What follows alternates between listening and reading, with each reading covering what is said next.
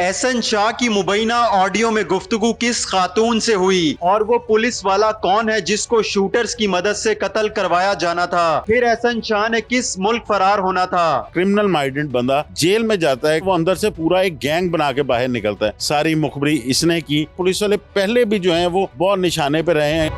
हमारे साथ सीनियर सहाफ़ी नुमान शेख साहब मौजूद हैं, इनसे जानते हैं। नुमान साहब, ये बताइएगा कि मुबैना ऑडियो मंजर आम पर आई है, ये खातून कौन है जिससे वो सारा ये मंसूबा तैयार कर रहे हैं, जिसके साथ मिलकर? बहुत शुक्रिया फराज, आपने मुझे साथ दिया। देखिए, काफ़ी पेचीदा सा केस है। एहसन शाह की जो हलाकत है मुबैना पुलिस मुकाबले में, उसके बाद बहुत सी इसकी जो गुत्थियाँ हैं वो भी सुलझनी बाकी हैं। आहिस्ता आहिस्ता बहुत सी चीज़ें मंजर आम पे आएंगी।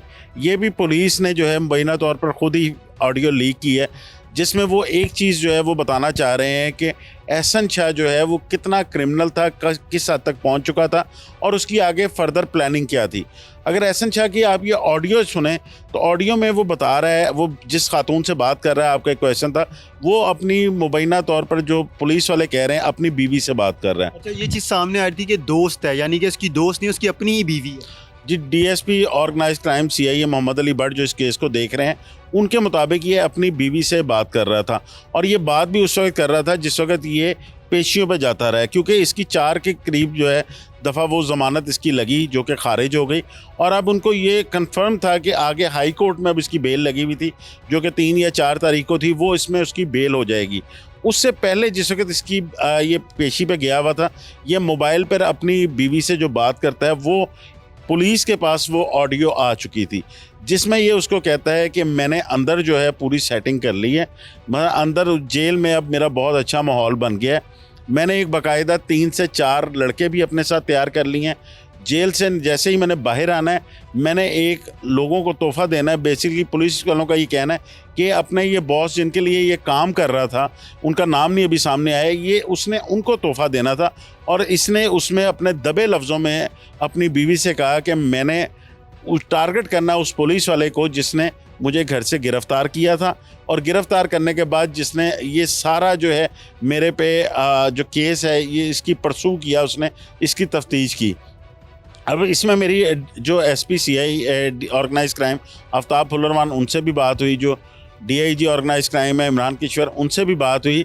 तो उनके मुताबिक जो है, क्योंकि इसने बीच में कहा कि वो पुलिस वाला जो कि तुम्हारे वालिद का दोस्त है, उसने आगे से उस खातून ने ये भी, उसकी बीवी ने कहा कि वो तो अंकल जो हैं, तो उसने कहा बिल्कुल वही, नाम ना लेना उसका। यानी कि उन्होंने कहा कि बदामी बाग वाला। बदामी बाग वाला कौन है बदामी बाग? वो शकील भट्ट इंस्पेक्टर था। शकील भट्ट वही है जो जिसने इनको गिरफ्तार किया था? बिल्कुल, ये क्योंकि जिस तरह ही बलाज कत्ल होता है तो शकील भट्ट जो है वो इस केस को देख रहा था। DSP ऑर्गेनाइज क्राइम CIA जो मोहम्मद अली भट्ट हैं, वो शकील भट्ट के हमरा एहसन शाह को 2 दिन बाद गिरफ़्तार करते हैं। गिरफ़्तार करने के बाद तफ्तीश होती है और तफ्तीश में वो मुबैना डीलिंग का पता चलता है कि इसने जो है तीफ़ी भट्ट वगैरह के साथ डील की, सारी मुखबरी इसने की और इसने 50 लाख रुपए उसके एवज़ लिए, जो कि पुलिस का कहना है कि उन्होंने बरामद भी कर लिए और टोटल डील जो है वो तकरीबन कोई 4 से 5 करोड़ रुपए की थी। अभी ये सारी चीज़ें मंजर यहाँ पे आना बाकी हैं, लेकिन ऑडियो के हवाले से जो है वो एहसन शाह जो है वो उसको बता रहा है कि मेरे पास 3 से 4 शूटर्स हैं जो कि उसको जेल में ही मिले हैं और जेल से ही इन्होंने बाहर निकलना और बाहर निकल के इन्होंने शकील भट्ट को टारगेट करना है। शकील भट्ट हो गया या मोहम्मद अली भट्ट हो गया या CIA के माजिद बशीर है, राशिद अमीन भट्ट है, बहुत से ऑफिसर्स ऐसे हैं जो कि कई पुलिस मुकाबले कर चुके हैं और बहुत से क्रिमिनल्स ऐसे हैं जो कि पाकिस्तान में मौजूद नहीं भी हैं या बाहर हैं, बैरून मुल्क, वहाँ से ऑपरेट कर रहे हैं। ये लोग उनके टारगेट्स पे हैं, उनकी हिट लिस्ट पे हैं। इसी तरह पहले भी एक प्रेस कॉन्फ्रेंस हुई थी जिसमें मोहम्मद अली भट्ट ने फरीद गुज्जर के कत्ल के बाद जो उसके कातिल थे उनको जब मंजर आम पे लाया गया तो उन्होंने ये बताया था कि हमारा टारगेट यही पुलिस वाले अब थे जिन्होंने उनको गिरफ़्तार किया है। तो इस तरह के केसेस में ये पुलिस वाले पहले भी जो हैं वो बहुत निशाने पे रहे हैं, हदफ रहे हैं बहुत से लोगों का। तो अब एहसन शाह इनको हदफ अपना बनाना चाहता था मुबैना तौर पे। उसके बाद एहसन शाह की प्लानिंग ये थी कि उसने सऊदी अरब फ़रार हो जाना है और ये काम उसने बड़ी जल्द करना था। उसने अपनी ऑडियो लीक में ये बताया कि 1 महीने के अंदर अंदर जो है उसने इनको टारगेट भी करना था और टारगेट करने के बाद उसने बाहर फ़रार भी हो जाना था। अब जो लोग इसके साथ जेल में मौजूद थे उनसे मज़ीद तफ्तीश में सामने आएगा कि वो कौन लोग थे, उनसे ये क्या डील कर रहा था, उनको इसने बाहर निकलवाना था या उनको इस हदफ के बाद कोई अटैक करने के बाद उनको कैसे बाहर निकालना था, ये सारी चीज़ें अभी मंजरे आम पे आनी बाकी हैं। उनसे तो तफ्तीश की जाएगी, क्या एहसन शाह की बीवी से भी तफ्तीश की जाएगी अब? एहसन शाह की बीवी से बिल्कुल तफ्तीश की जाएगी और पुलिस पहले भी उसके तफ्तीश कर रही है, लेकिन अब जिस तरह का ये एक प्लान सामने आया है जिसमें एक पुलिस अफसर को टारगेट करना था, तो ऑटोमेटिकली जब उसकी अपनी बीवी से बात होती है तो इसका मतलब है वो भी इस प्लान का हिस्सा बन चुकी है।